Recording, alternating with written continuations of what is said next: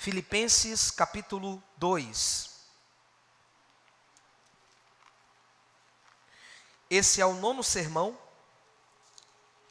nessa carta. E mais um, nós concluímos o capítulo 2.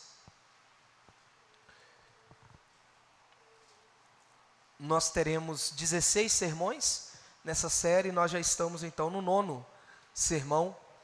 Filipenses capítulo 2, versículo 12 a 16.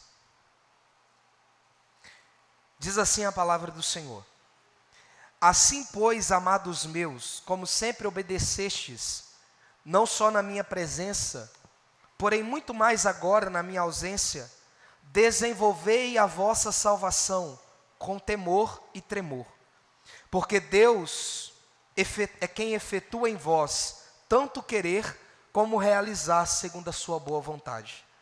Fazei tudo sem murmurações nem contendas, para que vos torneis irrepreensíveis e sinceros, filhos de Deus inculpáveis, no meio de uma geração pervertida e corrupta, na qual resplandeceis como luzeiros no mundo, preservando a palavra da vida, para que no dia de Cristo eu me glorie de que não corri em vão, nem me esforcei inutilmente. Amém. Que o Senhor abençoe a sua palavra. Meus irmãos, nós vimos no último sermão, na última semana, que Paulo, ele apresentou Cristo como um modelo. Ele fala da humilhação e da exaltação do Senhor Jesus Cristo. Versículos 5 a 11. Deus, Cristo Jesus, subsistindo em forma de Deus, não julgou como usurpação ser igual a Deus. Antes a si mesmo se esvaziou, assumindo a forma de servo, tornando-se em semelhança de homem, e reconhecido em figura humana, humilhou-se a si mesmo, sendo obediente até a morte e morte de cruz. Mas Deus o exaltou sobremaneira, e deu a Jesus um nome que está acima de todo nome, para que ao nome de Jesus se dobre todo o joelho, no céu, na terra e debaixo da terra, e toda língua confesse que Jesus Cristo é Senhor, para a glória de Deus Pai. Ou seja, o apóstolo Paulo, ele apresentou Cristo e falou de sua humilhação e de sua exaltação. Agora, o apóstolo, ele chama os crentes em Filipos à obediência. A obediência. E isso é interessante, isso é importante, porque não basta termos um conhecimento intelectual de Cristo. Não é suficiente termos apenas um conhecimento intelectual do Evangelho, ou seja, eu sei as verdades do Evangelho, eu conheço as verdades do Evangelho, eu sei a respeito da humilhação de Cristo e da exaltação de Cristo, eu sei que Ele se fez homem, eu sei que Ele foi exaltado e está sentado à direita de Deus Pai Todo-Poderoso. Mas o que eu devo saber é que esse conhecimento, ele não é suficiente. É necessário vivermos esse Evangelho. Não adianta apenas entendermos a salvação. É necessário vivermos como pessoas que foram de fato salvas e alcançadas pela graça de Deus. Paulo já havia dito algo parecido em Filipenses capítulo 1, versículo de número 27, onde ele diz que nós devemos viver de modo digno do Evangelho. O Evangelho não é apenas intelectual, o Evangelho, ele muda a forma como nós vivemos. Ele muda o nosso comportamento. E as palavras de Paulo mostram exatamente isso no texto que nós lemos aqui. O versículo de número 12 começa com a expressão assim, pois. Assim, pois. Esse assim, pois, é um elo de ligação entre o que o Paulo vinha dizendo e o que ele está prestes a dizer agora.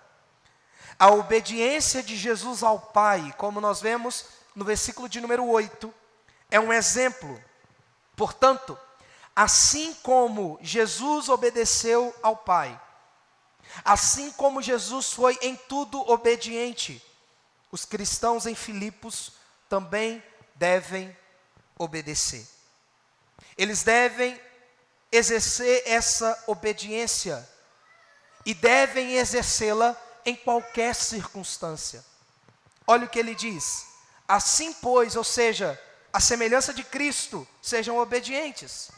Mas essa obediência, como eu disse, deve ser em qualquer lugar e em qualquer circunstância.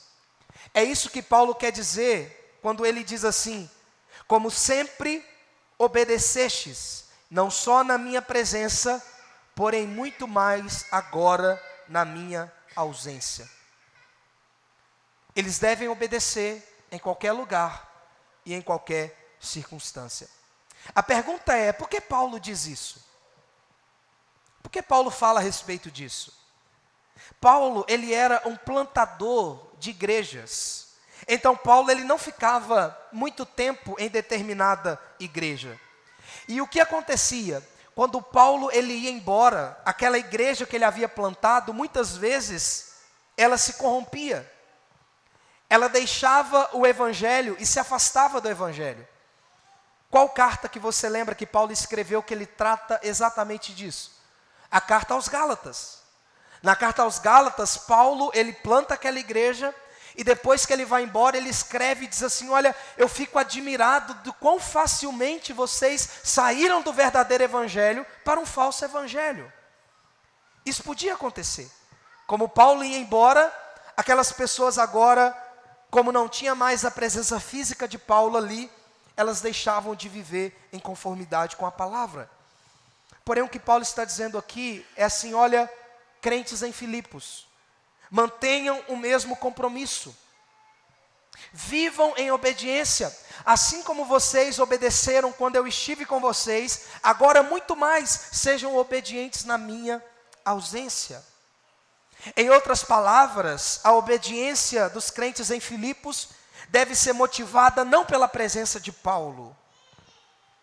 E não deve durar apenas enquanto o apóstolo está presente. Mas eles devem obedecer, porque eles estão seguindo o exemplo de Cristo, sendo motivados pelo desejo de serem semelhantes a Cristo em todo o tempo. Aqui um alerta para nós, meus irmãos. A obediência, ela é em todo lugar. E a obediência, ela é em qualquer circunstância. Não apenas quando nós estamos sendo vistos ou observados, mas quando ninguém está nos olhando. Quando ninguém está nos vendo, é aí que a nossa obediência, ou melhor, a nossa fidelidade a Deus, ela é testada. Agora, a grande verdade, meus irmãos, é que muitas vezes nós somos motivados a obedecer porque estamos diante de pessoas que julgamos serem muito importantes. Filhos, a obediência de vocês aos seus pais devem ser em todo lugar e em qualquer circunstância. Filhos, vocês devem obedecer aos seus pais não apenas quando eles estão presentes ou quando eles estão olhando para vocês, mas vocês devem obedecê-los em todo lugar, mesmo quando eles não estiverem presentes. A pergunta, meus irmãos, que fica aqui para nós é: qual é a nossa motivação em obedecer? Somos obedientes em todo lugar, em qualquer circunstância, mesmo quando ninguém está nos vendo? Uma pessoa, ela disse certa vez que existe uma diferença entre caráter e reputação. E reputação é aquilo que nós somos quando as pessoas estão nos vendo. Caráter é aquilo que nós somos quando ninguém está nos vendo. Reputação é aquilo que nós somos diante dos outros. Caráter é aquilo que nós somos quando não estamos diante de ninguém, a não ser de Deus.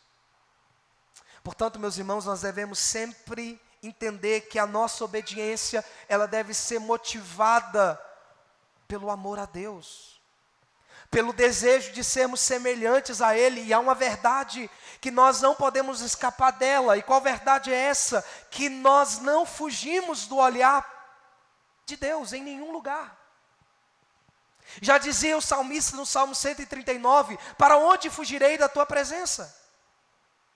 Para onde me ausentarei do teu espírito? Se eu fizer a minha cama no mais profundo abismo, lá o Senhor está. Ou seja, Deus, Ele é, meus irmãos, inescapável. Não tem como escapar dos olhos de Deus. Não sei se vocês se lembram, mas tem um texto em Ezequiel, onde os líderes da nação, eles iam para um lugar fechado, e ali se prostravam diante dos ídolos, dentro da casa do Senhor. Eles, num lugar fechado, se prostravam diante dos ídolos. E aí Deus então chama o profeta Ezequiel, e Deus abre um buraco na parede, e diz assim: veja, Ezequiel, o que eles estão fazendo às escondidas. E eu costumo dizer, meus irmãos, que Deus, Ele ainda abre paredes. Deus é inescapável.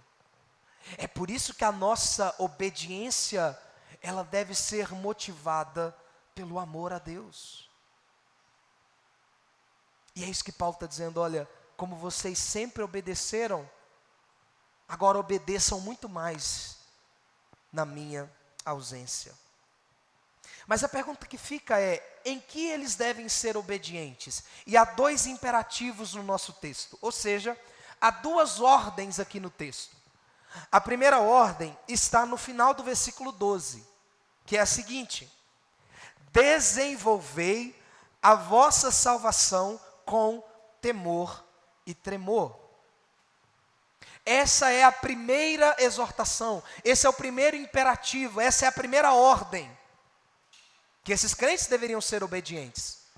E qual é a ordem? Desenvolvei a vossa salvação. Meus irmãos, esse texto ele deve ser compreendido de maneira correta. O apóstolo não está falando aqui que nós devemos conquistar a nossa salvação. Ele não está dizendo assim: olha, conquistai a salvação de vocês. Não é esse o propósito. Até porque a nossa salvação, ela não é fruto das obras, daquilo que fazemos. Pela graça sois salvos por meio da fé, e isso não vem de vós, é dom de Deus, não vem de obras, para que ninguém se glorie. Ou seja, nós não somos salvos pelas obras que fazemos. Então o que o apóstolo está dizendo aqui não é assim: conquistem a salvação de vocês. Não é esse o propósito. O que o apóstolo está dizendo aqui é que nós devemos desenvolver a salvação. A palavra traduzida aqui como desenvolver, ela traz a ideia de levar a cabo, de fazer uma coisa de forma plena, completa, perfeita. A ideia aqui, meus irmãos, é que nós recebemos a salvação como um dom gratuito de Deus. E essa salvação agora, ela precisa ser o quê? Desenvolvida. Pense em uma árvore. E aquela árvore, ela é plantada ali. A vida, ela começa a crescer, a vida. Mas ela precisa o quê? De cuidado. Ela precisa ser regada. Ela precisa de cuidado diário, para que ela possa crescer, crescer e produzir frutos. Assim é a salvação. A vida nós a recebemos como dádiva de Deus, como graça, favor e misericórdia. Mas essa mesma salvação recebida pela graça, ela deve ser o que? Desenvolvida. Isso é o que nós chamamos de santificação. A regeneração, que é o ato de nós termos vida, ela é monergista. O que significa isso? Apenas Deus está operando. Alguém aqui pediu para nascer? Alguém aqui falou assim: olha, mãe, pai, está na hora de eu nascer. Nenhum de nós pediu para nascer fisicamente. O nascimento espiritual, ele é a mesma coisa. Nós nascemos do alto. Ele nos deu vida estando nós mortos dos nossos pecados e delitos. Na obra da regeneração, Deus trabalha, e somente Deus. Nós não temos participação nenhuma. Agora, na santificação, há um trabalho conjunto. Eu preciso desenvolver essa salvação que foi recebida por graça. Talvez alguns poderiam dizer o seguinte: mas como podemos fazer isso? Somos incapazes. Mas olha o que Paulo diz no versículo de número 13. Ele diz assim: porque nós podemos alcançar a maturidade. Nós podemos crescer na nossa salvação, nós podemos desenvolvê-la, porque Deus é quem efetua em vós tanto o querer, o desejo, a vontade, como o realizar, segundo a sua boa vontade. Em outras palavras, o que o apóstolo está dizendo é o seguinte: Deus é aquele que dá o desejo e que também capacita. Isso é maravilhoso, porque Paulo aqui, ele bate em duas coisas. A primeira é a passividade. E o que é a passividade? É nós cruzarmos os braços e dizermos: não, eu estou salvo. Eu estou salvo, graças a Deus. Eu creio no Senhor Jesus Cristo, não preciso de mais nada. E aí nós cruzamos os braços. E aí não usamos os meios de graça. Não oramos, não lemos a Bíblia, não vemos a igreja, não participamos do sacramento. Então nós começamos a ser passivos em nossa vida cristã. Não, eu fui salvo pela graça, não preciso fazer mais nada. E Paulo está dizendo: não é assim. Você precisa desenvolver a sua salvação. Por outro lado, Paulo, ele também bate naqueles que confiam na sua própria carne e dizem assim: não, se eu batalhar muito, se eu fizer muito, olha o tanto que eu trabalho, eu vou ser salvo. Paulo está dizendo assim: é Deus quem opera em nós, tanto o querer como o realizar. Sabe por que nós queremos? Porque Deus colocou em nós o desejo. Sabe por que nós realizamos? Porque Deus é quem efetua em nós o realizar. Meus irmãos, isso é muito importante para as nossas vidas. É muito importante compreendermos isso. E a pergunta que fica para nós essa noite é a seguinte: nós temos desenvolvido a nossa salvação? Nós temos crescido e nos tornado cada vez mais maduros ou não?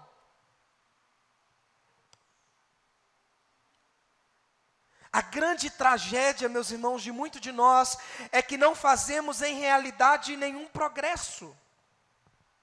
A nossa vida, ela leva sempre a marca das mesmas faltas, os mesmos enganos, continuamos vítimas dos mesmos hábitos, escravos das mesmas tentações, seguimos sendo culpados das mesmas deslealdades, dos mesmos fracassos. E passa ano, vem ano, e nós vamos sendo vítimas dos mesmos erros, fracassos, os mesmos pecados, e nunca crescemos, nunca amadurecemos. A vida cristã, ela foi feita para ser levada à maturidade. Tudo aquilo que nos conduz à vida e à piedade, nos foi dado por Deus. Então é o nosso dever agora crescer, nos tornar crentes maduros. Não meninos agitados por qualquer vento de doutrina. Não sendo escravos das mesmas tentações e dos mesmos erros, das mesmas falhas, das mesmas culpas. Tem que haver um progresso. Eu costumo dizer que é muito bonito, às vezes, nós falarmos assim: olha, o primeiro amor. E no primeiro amor, nós somos geralmente muito zelosos, sim, é verdade. Mas quando eu olho para trás, eu devo ver progresso em minha vida cristã. Eu preciso olhar para 10 anos atrás e falar assim: olha, eu amadureci, eu me tornei um crente mais parecido com Cristo. E daqui a 25 anos eu devo olhar para trás e falar assim: hoje eu sou um crente mais maduro do que eu era 25 anos atrás. Porque a vida cristã, ela é uma vida de progresso. Agora, quando nós cruzamos os braços, não usamos os meios de graça, nós vamos nos tornando sempre crentes imaturos e às vezes cada vez mais imaturos, sendo levados por qualquer coisa. E como eu desenvolvo a salvação? Os meios de graça. Deus deixou os meios de graça na igreja. E é pelo exercício dos meios de graça que nós crescemos na fé. E quais são os meios de graça? A oração. Crente que não ora com regularidade será um crente que não irá progredir na sua vida cristã. Não crescerá, não se tornará mais um crente mais maduro. Olha o que eu estou dizendo, não estou dizendo que não será salvo. Mas crentes que não cultivam o hábito de oração, eles não serão crente maduro. Eu costumo dizer que tem alguns irmãos que chegarão no céu cheirando churrasco. A Bíblia fala, né, que alguns serão salvos como que passando pelo fogo. Então chegaram alguns lá chamuscado. Mas a vida cristã é que a gente seja o quê? Maduro. E cresça. Oração é um meio de graça. A leitura da palavra é um meio de graça. Nós precisamos constantemente ler e meditar na palavra de Deus. A Assembleia dos Santos é um meio de graça. Estarmos reunidos uns com os outros é um meio de graça. Por isso que o autor aos Hebreus diz o quê? Ele diz assim, olha, que nós não devemos deixar de congregar. Porque deixar de congregar é cada vez mais nos tornando mais frios espiritualmente. Pega uma brasa de fogo e coloca uma brasa de fogo ali, outra aqui, outra lá, e coloca em cada ponta, longe umas das outras. O que vai acontecer? Rapidamente elas apagarão. Agora coloque todas elas juntas. Isso é o ajuntamento solene, quando nós estamos uns com os outros, cantando uns aos outros, servindo uns aos outros, ouvindo a palavra juntos, nós estamos sendo o quê? Fortalecidos uns com os outros. A reunião ordinária na igreja no dia do Senhor é um meio de graça. O sacramento é um meio de graça. Porque quando nós participamos da ceia, nós nos alimentamos verdadeiramente de Cristo Jesus. Precisamos desenvolver a salvação, meus irmãos. E a pergunta que fica para nós é: temos nós crescido, desenvolvido a salvação que nós recebemos? Mas a ordem de Paulo não é apenas quanto a desenvolver a salvação, mas há um segundo imperativo no versículo 14. E ele diz assim: fazei tudo sem murmurações nem contendas. Ou seja, Paulo está dizendo assim, olha, vivam em unidade. Que essa obediência seja vista pelo fato de vocês não viverem em murmuração, nem em dissensões, nem em contendas, em brigas.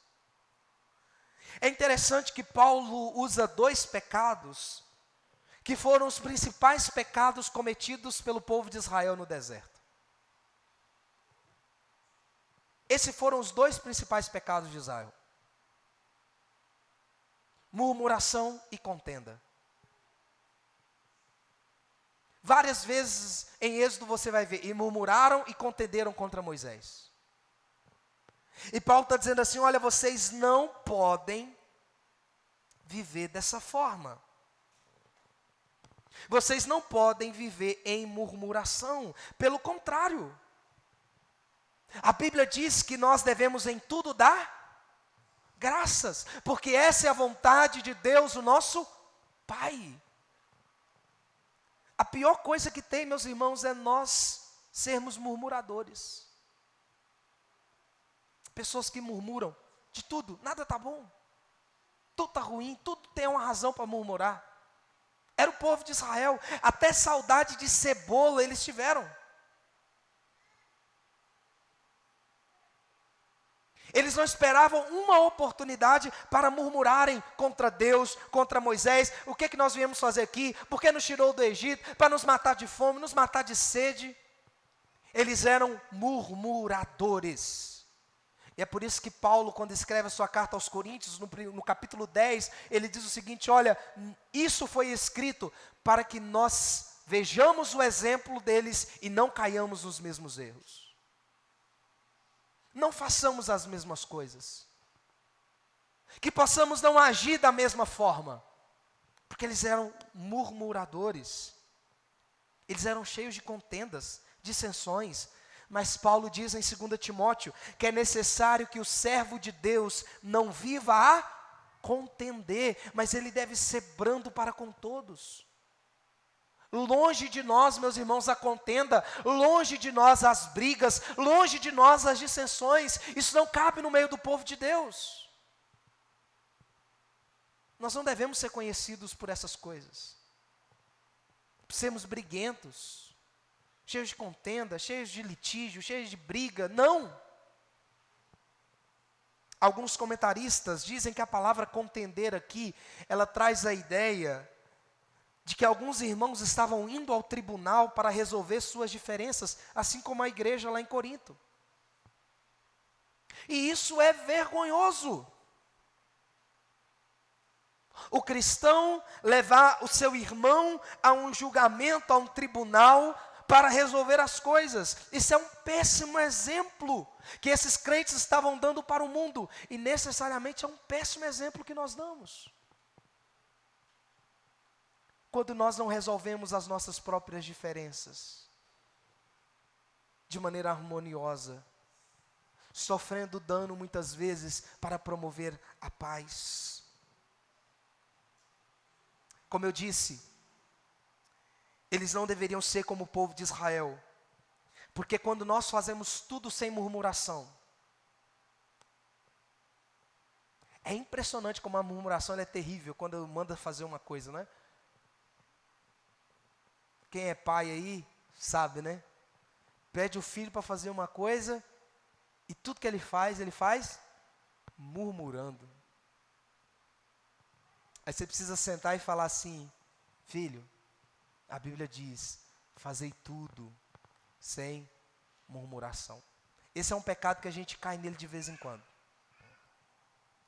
Mas por que nós devemos fazer tudo sem murmuração nem contendas? Para que nos tornemos irrepreensíveis e sinceros, filhos de Deus inculpáveis, no meio de uma geração pervertida e corrupta, na qual resplandeceis como luzeiros no mundo. O que é que Paulo está dizendo? Olha, não vivam murmurando, não vivam em contendas, porque quando vocês fizerem isso, vocês serão irrepreensíveis.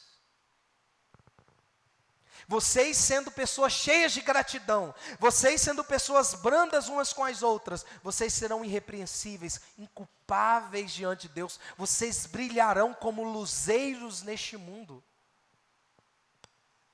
no meio de uma geração pervertida. É muito interessante o contraste que Paulo faz aqui com Deuteronômio. Se você quiser abrir a sua Bíblia lá, em Deuteronômio 32, Deuteronômio 32,